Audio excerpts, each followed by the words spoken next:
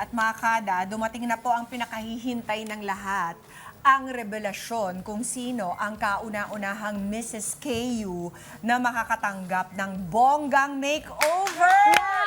Today na yun! Malalaman na natin! Ngayon, sino nga ba sa mga nag-comment sa Facebook page ng NEP25 ang mahusay na naikuwento kung bakit ang kanilang binibidang misis ang karapat-dapat na tanghalin bilang Mrs. KU? Yan ay walang iba kundi si... Sino ba yan? Patingin nga ng mensahe. Yun! Ayun! Si Yun. Valerie.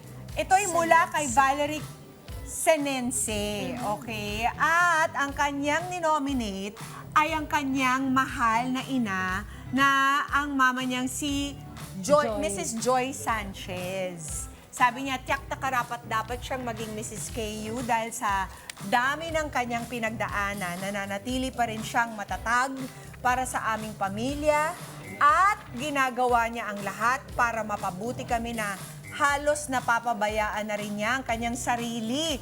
Hindi pwede yan, girls! Tama. Oras na para sarili mo naman ang unahin mo, mama, at gawin ang mga bagay na kinagigiliwan mo. Go, mama! Kaya mo yan. Naniniwala ako sa'yo. Bakit pa ganyan ang naiiyak? sweet! Ang anak! Bakit ka naiiyak? Wala na. Naalala mo yung sarili mong mami? Oo. Parang natouch ka dun sa...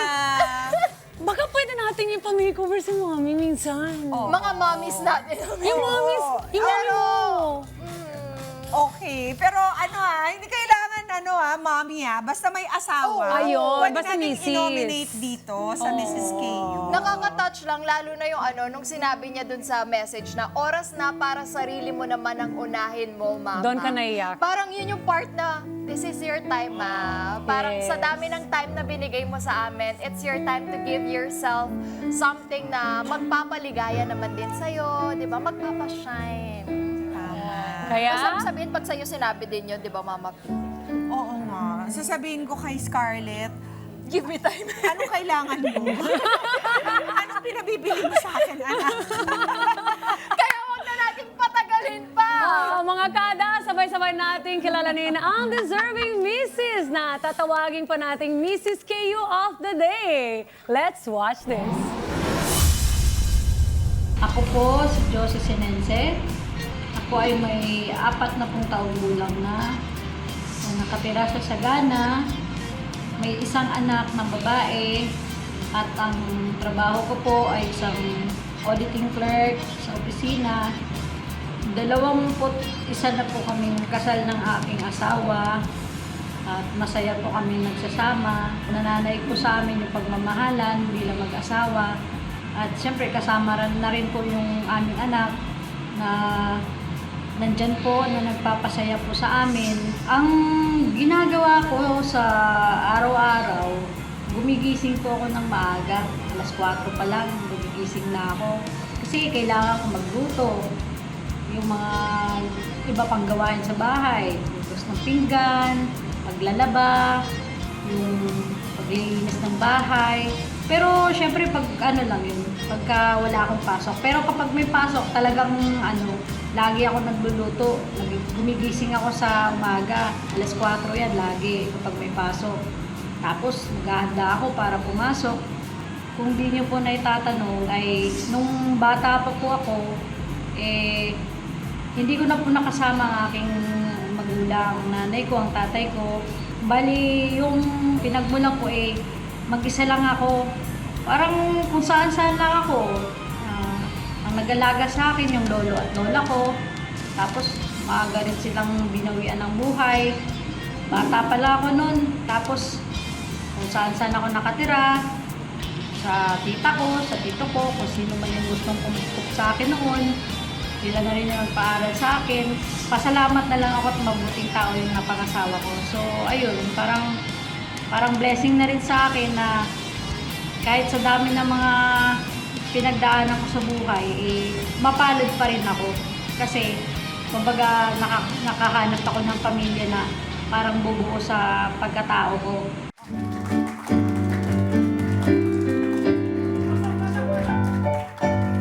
Yay! Wow!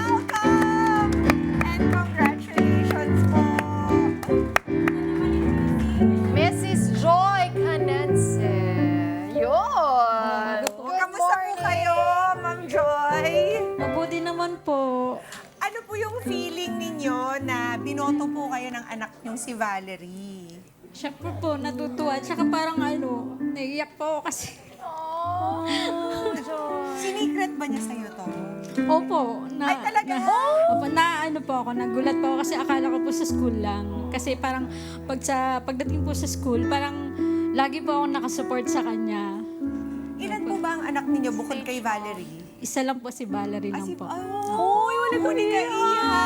So, gaano po kayong ka-close ni Super Valerie? close po kami. Para kaming barkada lang. Ayun, so alam na alam ni Valerie ang pangangailangan niyo po. Opo. Ang tanong, bakit nga po wala kayong oras sa inyong sarili? Kasi po, inuuna ko po kasi yung sa alam kong priority na dapat kong gawin. Which is? Yung anak ko, yung asawa ko, tsaka syempre siguro yung mga kailangan po namin sa araw-araw. So, anong oras po ba kayo gumigising? Ganun. Tapos anong oras kayo natatapos? Bakit wala na kayong time for yourself? Lagi po akong gumigising na umaga, mga alas 4, o kaya minsan alas 3, kasi lagi po ako nagluluto. Natutulog pa ba kayo? Natutulog naman po. Natutulog naman. Mami, anong mensahe mo kay Valerie? Sa anak ko, Valerie, salamat na kasi salamat kasi nag-aaral kang mabuti. Napakabait mong bata. Hindi mo kami binibigyan ng sakit ng ulo ng papa mo. Kaya sobrang salamat. Yun po. Kamusta naman yung nandito rin si Valerie? Naiiyak din. Akala ko si Valerie. At ano naman po ang sinabi niyo po ba kay Mister na gagawin niyo to? Or surprise din po sa kanya? Opo, pero sinabi ko po sa mister ko, pero hindi po niya alam na ganito po yung parang magiging po, yun po. Ayun. So, You deserve uuwi it, na lang Mommy. po kayo na nakabonggang makeover na po kayo mamaya. Pag kita niyo po kay Mister. Magugulat na lang siya parang, who is this? This is universe in front of Gusto ko sana, Valerie, ihanda mo yung electric fan para pagpasok ni Mami, Oo, nakalandon Beyonce. lang yun Oo, Beyonce yun Beyonce. Mami, you deserve it. Yes! Mami Joy. Habang umiyak. Yes, habang umiyak. Umiyak ako. deserve na deserve ni Mami. Kaya dahil sa naman, dedikasyong Mami, binibigay niya. sagot na namin yung pampapa-beauty mo.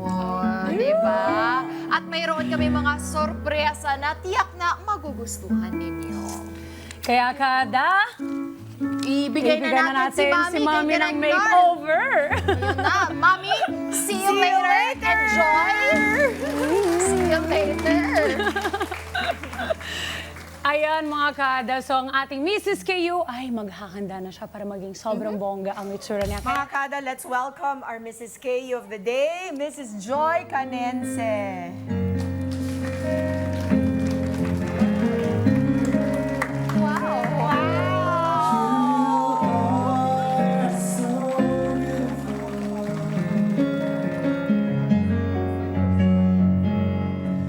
To me, you are so beautiful. To me,